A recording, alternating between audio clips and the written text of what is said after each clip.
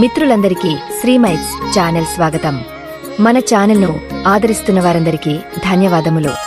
ఎందుకంటే ఈ ఛానల్ ద్వారా మంచి కథలు హై క్వాలిటీతో ప్రతి ఒక్కరూ చదువుకుంటూ వీక్షించేటట్లుగా తయారు చేయబడతాయి.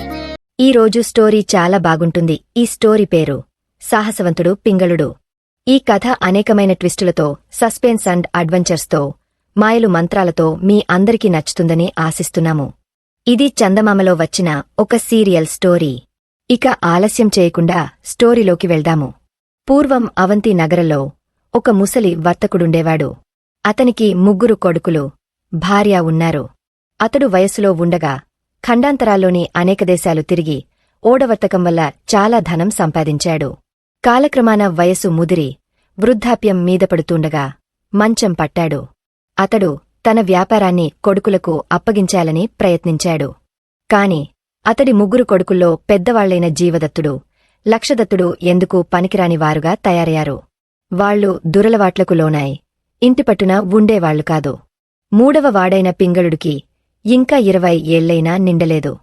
ముసలివర్తకుడు దిగులుతో మంచం పట్టి మరణించే ముందు తన యావదాస్తిని 3 కొడుకులకు, భార్యకు సమంగా పంచి ఇచ్చాడు. తండ్రి మరణించగానే పెద్దవాళ్లైన జీవదత్తుడు, లక్షదత్తుడు తమకు సంక్రమించిన ఆస్తిని విచ్చలవిడిగా ఖర్చుపెట్టసాగారు. తన పెద్ద కొడుకులు నిష్ప్రయోజకులని గ్రహించిన తల్లి తన వాటాకు వచ్చిన ఆస్తితో చిన్నవాడైన పింగళుడు ఇంటికి వెళ్లి అక్కడే ఉండసాగింది.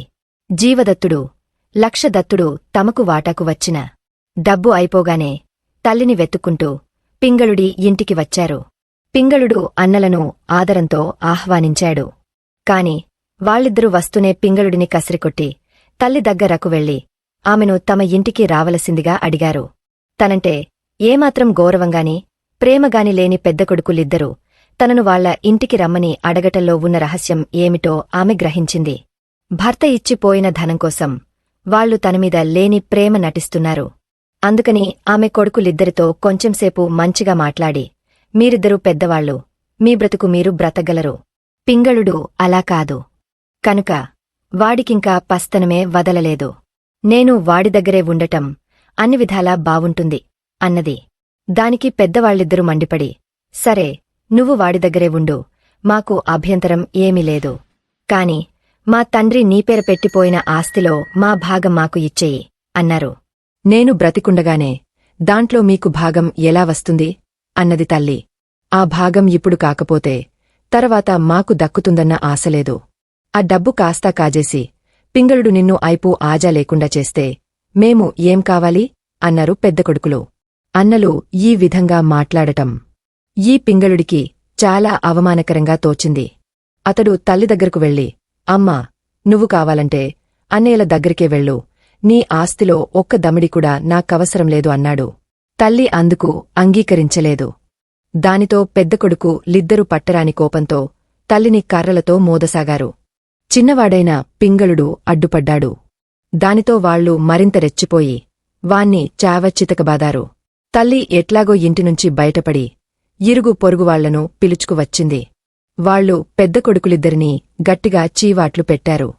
దానితో జీవదత్తుడు, లక్షదత్తుడు ఇంటనుంచి బయటికి పోతూ, మేం లోకజ్ఞానం లేని అర్భకులం కాదు, మీ ఇద్దర్నీ న్యాయస్థానానికి పిలిపిస్తాం, ఆస్తి ఎక్కడికి పోతుందో చూస్తామన్నారు. వారం తిరక్కుండానే జీవదత్తుడు, లక్షదత్తుడు అన్నంత పని చేశారు. వాళ్లు న్యాయస్థానంలో తల్లిమీద, తమ్ముడిమీద వ్యాజ్యం వేశారు. దానితో తల్లికి, పింగళుడికి న్యాయస్థానం నుంచి పిలుపు వచ్చింది. వాళ్లు న్యాయస్థానానికి వెళ్లారు. న్యాయాధిపతి పెద్దవాళ్లిద్దరి దగ్గర లంచం తీసుకుని ఉన్నవాడపటంచేత తల్లికి పింగళుడికి వ్యతిరేకంగా తీర్పు చెప్పాడు. పింగళుడు తనకు తల్లికి అన్యాయం జరిగిందని పై న్యాయస్థానానికి అర్జీ పెట్టుకున్నాడు. నెల రోజులు న్యాయస్థానం చుట్టూ తిప్పి న్యాయాధిపతి చివరకు తల్లికి పింగళుడికి అనుకూలంగా తీర్పు ఇచ్చాడు.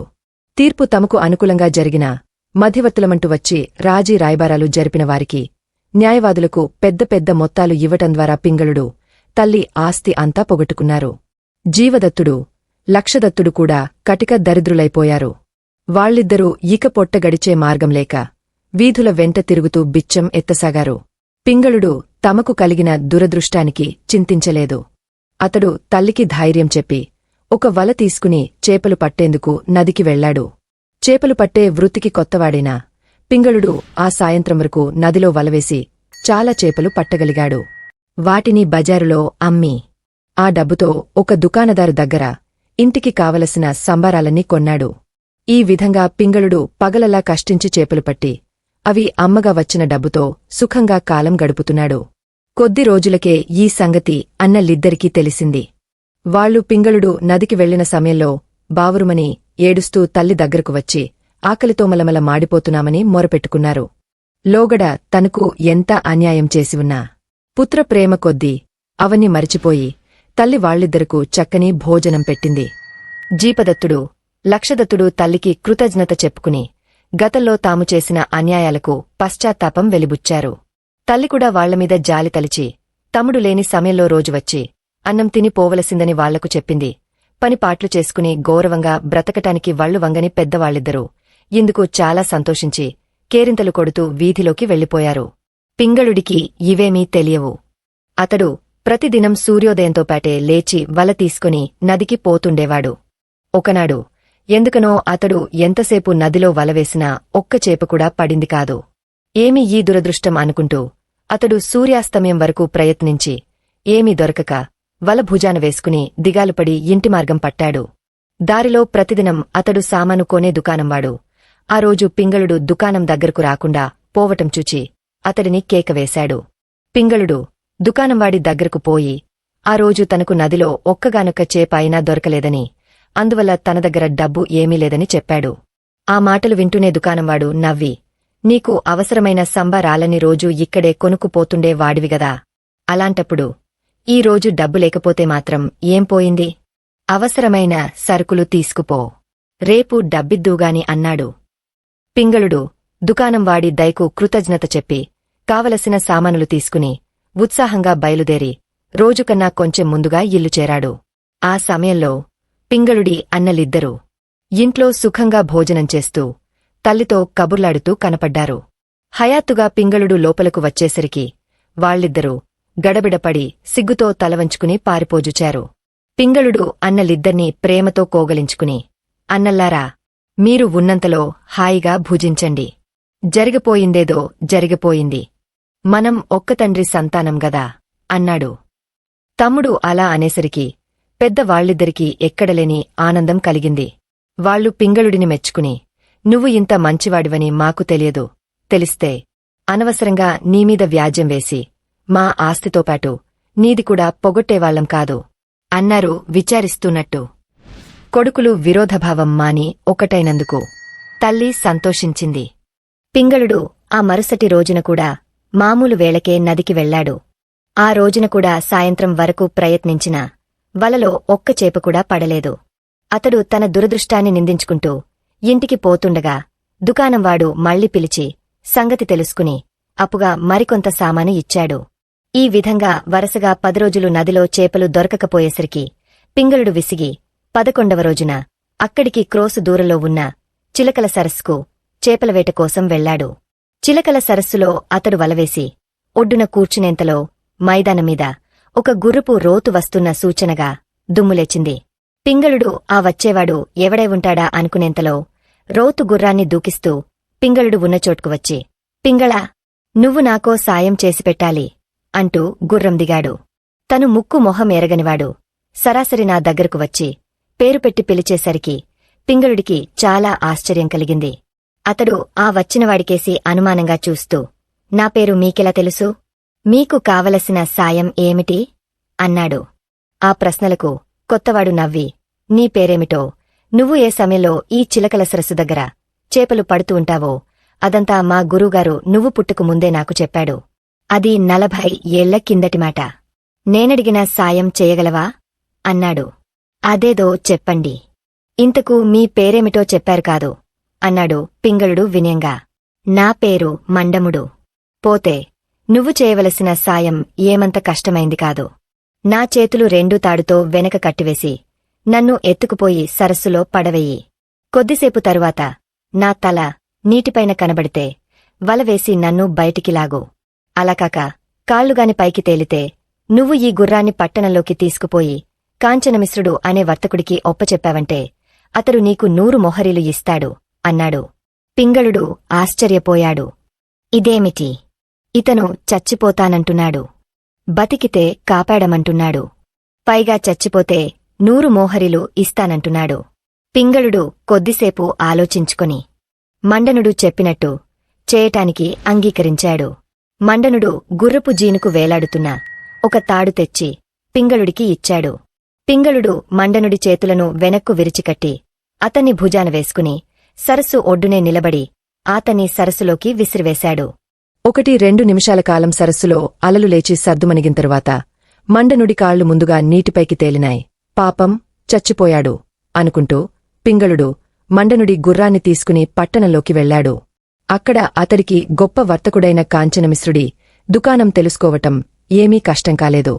కాంచనమిశ్రుడు పింగళుడిని అతడి వెంట ఉన్న గుర్రాన్ని చూస్తూనే దురాస దుఃఖానికి చేటు అంటూ గొనిగి పెట్టెలోనుంచి 100 మొహరీలు తీసి పింగళుడికి ఇస్తూ, అబ్బాయ్, ఈ సంగతి రహస్యంగా ఉంచు.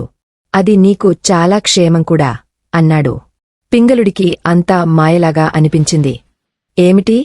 మనిషి చచ్చిపోతే మోహరీలు ఇస్తారావని ఆశ్చర్యపోయాడు. కాంచనమిశ్రుడిచ్చిన 100 మొహరీలు పుచ్చుకొని పరమానందంతో పింగళుడు దుకాణంవాడి దగ్గరకు వెళ్లాడు. దుకాణంవాడు పింగళుణ్ణి చూస్తూనే అతను ఉత్సాహంగా ఉన్నట్టు గ్రహించి, ఏం పింగళా, ఇవ్వాళ అదృష్టం తిరిగినట్టుంది. చాలా చేపలు పట్టినట్టున్నావే అన్నాడు. పింగళుడికి అప్పటి ఉత్సాహంలో తను 100 మొహరీలు ఏ విధంగా సంపాదించింది దుకాణహడితో చెప్పాలనిపించింది. కాని వెంటనే అతడికి కాంచనమిశ్రుడు చేసిన హెచ్చరిక గుర్తుకువచ్చి 10 రోజుల తరువాత ఇవ్వాళే వలలో తిరిగ చేపలు పడినాయి. ఈ గడిచిన 10 రోజులు ఏదో దురదృష్టదేవత నన్ను వెన్నాడినట్టుంది అన్నాడు విచారంగా. తరువాత పింగళుడు ఆనాటి వరకు దుకాణం వాడికి ఇవ్వవలసిన డబ్బంతా లెక్కచూసి ఇచ్చి తనకు కావలసిన సామానులు తీసుకుని ఇంటికి వెళ్లాడు. అతడు ఇంటికి వెళ్లేసరికి అన్నలిద్దరూ గోడనానుకుని కునికిపాట్లు పడుతూ కనిపించారు. తల్లి ఎదురు వచ్చింది. పింగళుడు తను దుకాణం నుంచి తెచ్చిన సామానులు తల్లికి ఇచ్చి, ఇవ్వాళ అదృష్టం కలిసివచ్చింది. త్వరగా వంటపనులు పూర్తి చెయ్యి అన్నాడు. కొద్దిసేపటికే తల్లి భోజనం తయారుచేసింది. పింగళుడితో పాటు అన్నదమ్ములిద్దరూ భోజనం చేసి ఉల్లాసంగా త్వరత్వరగా బయటికి వెళ్లిపోయారు. అన్నలు అటు వెళ్లగానే పింగళుడు మోహరీలు తీసి తల్లికి చూపించాడు. తల్లి మోహరీలు చూస్తూనే, ఇంత డబ్బు ఎలా సంపాదించావు అని అడిగినది. పింగళుడు ఏమీ దాచకుండా జరిగినదంతా తల్లికి చెప్పాడు. ఆమె అంతా విని ఆశ్చర్యపోయి, పింగళా, నువ్వు చేసిన పని వేరే ఎవరైనా చూసినా నువ్వే ఏదో చేశావు అంటారు. చాలా ప్రమాదం కలుగుతుంది. ఇకమీదట నువ్వు చిలకల సరస్సు ప్రాంతాలకు వెళ్లకు అన్నది భయపడుతూ. తల్లి భయం చూసి పింగళుడు నవ్వి, నేను చేసింది నేరం ఎలా అవుతుంది? ఆ వచ్చినవాడు కావాలని కోరి చేతులు విరిచికట్టించుకుని సరస్సులో మునిగ చచ్చాడు. అయినా ఈ సంగతి మరెవరికీ తెలియకుండా దాయవచ్చు అన్నాడు. నీ అన్నల సంగతి తెలుసుగదా, వాళ్ళు మంచివాళ్లు కాదు. వాళ్ల చెవిని పడకుండా ఉంచు అన్నది తల్లి. 10 రోజుల తర్వాత పింగళుడికి ఆ రాత్రి హాయిగా నిద్రపట్టింది. అతడు మరునాడు తెల్లవారుతూనే వల తీసుకుని చేపల వేటకి బయలుదేరాడు. తల్లి చేసిన హెచ్చరిక గుర్తుకు వచ్చింది. చిలకల సరస్సుకు వెళ్లవద్దని. కాని వెళ్లవద్దన్న చోటికే వెళ్లాలనిపించింది. చిలకల సరస్సుకు వెళ్లాడు. అతడు సరస్సులో మిట్ట మధ్యాహ్నం వరకు వలవేసినా ఒక్క చేప అయినా పడలేదు. అతడు నిరుత్సాహపడి ఇక ఇంటికి వెళదామా అనుకునేంతలో అల్లంత దూరాన వేగంగా వస్తున్న గుర్రపు రోతు కనిపించాడు. పింగళుడు అదిరిపడ్డాడు. గుర్రంమీద వస్తున్న వ్యక్తి అచ్చంగా నిన్న వచ్చిన మండనుడిలాగానే ఉన్నాడు. సరస్సులో మునిగపోయినవాడు పిచాచమై రావటంలేదుగదా అనిపించింది పింగళుడికి.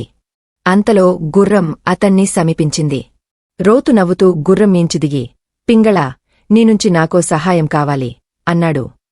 పింగళుడు భయపడుతూనే అతడికేసి చూశాడు. ఈ పచ్చినవాడు పోలికకు మాత్రం మండనుడిలాగానే ఉన్నాడు. కాని వయసులో మాత్రం అతడికన్నా కొంచెం చిన్నవాడులా కనిపించాడు. గుర్రం కూడా మరో రంగుది. దానితో పింగళుడికి ఈ వచ్చింది పిశాచం కాదని తెలిసి కొంత ధైర్యం కలిగింది. నా పేరు మీకెలా తెలుసు? నానుంచి మీకు కావలసిన సహాయం ఏమిటి అని అడిగాడు పింగళుడు. ఈ ప్రశ్న వింటూనే రోతు పెద్దగా నవ్వి, పింగళా, నీ పేరు నాకెలా తెలుసో నే వచ్చిన పనేమిటో నీకు తెలియంది కాదు. నా పేరు అనురుపుడు. నీ సహాయం కోరిన మండనుడు నా సోదరుడే. నాకు నీనుంచి అలాంటి సహాయమే కావాలి అన్నాడు. మండనుడు మీ సోదరుడా? ఆయన ఎక్కడున్నాడు అని అడిగాడు పింగళుడు. అనురుపుడు పొట్ట చెక్కలయ్యేలా నవ్వి సరస్సు మధ్యకు చేయి చూపుతూ, బహుశా మండనుడు అక్కడ ఉండి ఉంటాడు. లేక ఈ పాటికి జలచరాలకు ఆహారమేనా అయి ఉండొచ్చు అన్నాడు. అయితే నిన్న ఇక్కడ జరిగిందేమిటో అంతా మీకు తెలుసునన్నమాట అని ప్రశ్నించాడు పింగళుడు. అవును, సర్వం నాకు తెలుసు. నీనుంచి నాక్కూడా సహాయం కావాలి అన్నాడు అనురుపుడు. చేస్తాను, కాని నా సహాయానికి ఈసారి 200 మొహరీలు ఇవ్వవలసి ఉంటుంది అన్నాడు పింగళుడు. అనురుపుడు పెద్దగా నవ్వి పింగళుడి భుజం తడుతూ, అవును, నువ్వు 200 మొహరీలు అడుగుతావేమో అని నాకు ముందే అనుమానం కలిగింది. అందుకే కాంచనమిశ్రుడి దగ్గర ఆ ఏర్పాటు చేసే వచ్చాను. కాని నేను సరస్సునుంచి ప్రాణాలతో బయటపడనని నీకెందుకు నమ్మకం కలగాలి అన్నాడు. తరువాత అనురుపుడు పింగళుడిని మందనుడు ఏ విధంగా అయితే చేయమన్నాడో అదేవిధంగా అతన్ని కూడా చేయమన్నాడు. తరువాత పింగళుడు తాడు తీసుకుని అనురుపుడి చేతులు వెనక్కు విరిచికట్టి అతన్ని భుజాన వేసుకుని సరస్సు ఒడ్డుమీది నుంచి లోపలకు విసిరివేశాడు. అనురుపుడు సరస్సులో పడబోయే ముందు, పింగళా, నా తల ముందు నీటిమీద తేలితే వెంటనే వలవేసి బయటికి లాగు సుమా అంటూ కేకవేశాడు. పింగళుడు సరస్సు ఒడ్డునే వల తీసుకుని సిద్ధంగా ఉన్నాడు. సరస్సులో కొంచెంసేపు అలలు లేచి తగ్గిపోయినాయి. 1-2 నిమిషాల తర్వాత నీటిమీద చిన్న బుడగలు లేచి అనురుపుడి కాళ్లు ముందుగా పైకి తేలినాయి. చుట్టూ చూశాడు. పిట్ట పురుగు లేదు. ఎవరు చూడలేదు అని నిర్ధారించుకుని చచ్చిపోయాడు పాపం అనుకుని పింగళుడు అనురుపుడి గుర్రాన్ని ఎక్క వెనక్కు తిరిగి చూడకుండా పట్టణంలోకి వెళ్లాడు. కాంచనమిశ్రుడు అంత దూరాన చూస్తూనే తల బాదుకుని దురాస దుఃఖానికి చేటు అంటూ బిగ్గరగా అరిచి పింగళుడికి 200 మొహరీలు లెక్కపెట్టి ఇచ్చాడు. దురాస ఎవరిది? నాదా. ఈ 200 మొహరీల కోసం నేనెంత శ్రమ చేస్తున్నానో మీకు తెలుసా అన్నాడు పింగళుడు. ఆ మాటలకు కాంచనమిశ్రుడు అయిష్టంగా తల ఊపి, దురాస నీది కాదు, ఆచనిపోయిన వాళ్లది. నువ్వు చేస్తున్న పని ఏమిటో బయటపడితే నీకలగబోయే ప్రమాదం ఊహించటం ఏమంత కష్టం కాదు. నీలోనూ దురాశ తలచుపుతున్నది. నిన్న 100 మొహరీలు, ఇవ్వాళ 200 మొహరీలు అన్నాడు. రేపు 300 మొహరీలు ఇవ్వాలి. అంతకు తక్కువైతే నేను ఎవరికి చచ్చేందుకు సహాయం చెయ్యను అంటూ పింగళుడు ఇంటికి బయలుదేరాడు. కొద్దిసేపటిలోనే తల్లి భోజనం తయారుచేసింది. పింగళుడితోపాటు జీపదత్తుడు, లక్షదత్తుడు కూడా త్వరత్వరగా భోజనం చేసి ఉల్లాసంగా బయటికి వెళ్లిపోయారు. అన్నలు అటు వెళ్లగానే పింగళుడు జేబులోంచి మొహరీలు తీసి తల్లికి తను తెచ్చిన 200 మొహరీలు ఇచ్చాడు. తల్లి మొహరీలు చూస్తూనే ఆశ్చర్యపడి భయంతో వణికిపోయింది. నాయనా, ఇకనైనా నువ్వు ఆ చిలకల సరస్సు వైపుకు వెళ్లటమాను, నాకెందుకనో భయంగా ఉంది అన్నది. భయం ఏమీ లేదు. నువ్వు ఈ సంగతి మాత్రం ఎవరికీ తెలియకుండా ఉంచు అన్నాడు పింగళుడు. ఆ రాత్రి పింగళుడికి సరిగా నిద్రపట్టలేదు. తెలతెలవారుతుండగానే వల భుజాన వేసుకుని చిలకల సరస్సుకు వెళ్లాడు. అతడు సరస్సులో వలవేసినా దృష్టిమాత్రం మైదానమీదే ఉంది. సరిగా మిట్టమధ్యాహ్నం వేళకు మైదానమీద దుమ్మురేపుతూ ఒక రోతు రావటం పింగళుడికి కనిపించింది. అతడు చూస్తూన్నంతలో రోతు అక్కడికి వచ్చి, నా పేరు పద్మపాదుడు, నాకో సహాయం చేసిపెట్టాలి అన్నాడు. ఓహ్, సహాయానికేం చేస్తాను? ఈ సరస్సులోపడి ఆత్మహత్య చేసుకోవాలనుకున్న ప్రతి ఒక్కరికీ సహాయపడటమే నా పని. 300 మొహరీలు ఇవ్వవలసి ఉంటుంది అన్నాడు. దానికేం, నేను చచ్చిపోతే 300 మొహరీలు కాంచనమిశ్రుడు ఇస్తాడు అంటూ పద్మపాదుడు నవ్వి గుర్రానికి వేలాడుతున్న తాడు విప్పి పింగళుడి చేతికి అందించాడు. పింగళుడు తాడు తీసుకుని పద్మపాదుడి చేతులు వెనక్కు విరిచికట్టి అతన్ని భుజాన వేసుకుని సరస్సు ఒడ్డుకు మోసుకుపోయి లోపలకు విసిరివేస్తూనే, పాపం, చచ్చిపోవటం తప్ప ఇంకేం చేస్తాడు అంటూ వెనుదిరిగా గుర్రం దగ్గరకు వెళ్లాడు. పింగళుడు సరస్కేసి చూడనైనా చూడకుండా గుర్రాన్ని ఎక్కి బయలుదేరపోయేంతలో సరస్సులోనుంచి పద్మపాదుడి కేకలు వినిపించినాయి. పింగళా, నన్ను త్వరగా వలవేసి బయటికి లాగు, నీకు పుణ్యముంటుంది అంటూ అతడు బిగ్గరగా ఆరవసాగాడు. పింగళుడు గుర్రమించి ఒక్క దూకుదూకి వలవేసి పద్మపాదుని నీటిలోంచి ఒడ్డుకు లాగాడు. పద్మపాదుడు రొప్పుతూ నీటిలోంచి బయటికి వచ్చాడు. అతడి చేతిలో 2 మొసలిపిల్లలు ఉన్నాయి.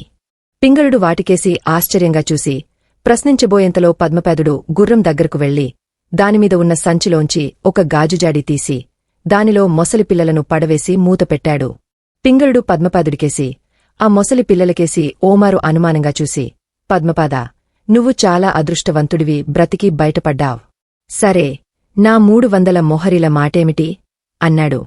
పద్మపాదుడు ఆప్యాయంగా పింగళుడిని కొగలించుకుని, పింగళా, నీకు ఆ 300 మొహరీలేమిటి? 1,00,000 కోటి మొహరీలు ఇస్తాను. ప్రపంచంలో అందరికన్నా ధనవంతుణ్ణి చేస్తాను. నువ్వు మాత్రం నావెంట భల్లుక పర్వతాల దగ్గరకు రావలసి ఉంటుంది అన్నాడు. భల్లుక పర్వతాలా? అబ్బో, ఆ పేరంటేనే నాకు భయం. మా అమ్మ వాటిని గురించి చాలా సంగతులు చెప్పింది. ఆ కొండలు పిశాచాలకు నిలయమని విన్నాను అన్నాడు పింగళుడు. ఆ పిశాచాలు, దయ్యాలు నిన్నేమీ చెయ్యలేవు. ఈ ప్రపంచంలో ముగ్గురు గొప్ప మాంత్రికులున్నారు. వాళ్లల్లో 2 స్వయంగా నువ్వే ఈ సరస్సుకు బలి ఇచ్చావు. ఇక మిగిలినవాడిని నేను అన్నాడు పద్మపాదుడు. నాకేమీ అర్థం కాలేదు అన్నాడు పింగళుడు ఆశ్చర్యంగా. అలానితే నీ సహాయం కావలసిన వాణ్ణిగనక సంగతంతా చెపుతాను విను అంటూ పద్మపాదుడు ఇలా చెప్పాడు. పద్మపాదుడు ఏం చెప్పాడు? అసలు ఈ పద్మపాదుడు ఎవరు? ఆ చనిపోయినవారు ఎవరు? వారు ఎందుకు చనిపోయారు? పింగళుడు వారికి ఇంతకుముందే తెలుసా? వారు పింగళుడినే ఎందుకు సహాయం చేయమని అడిగారు? పింగళుడికి మోహరీలు కాంచనమిశ్రుడి ద్వారా ఎందుకు ఇప్పించారు? మొదలైన ప్రశ్నలన్నింటికీ సమాధానం నెక్స్ట్ ఎపిసోడ్లో చెప్పుకుందాము. కథ వీక్షించినందుకు ధన్యవాదములు.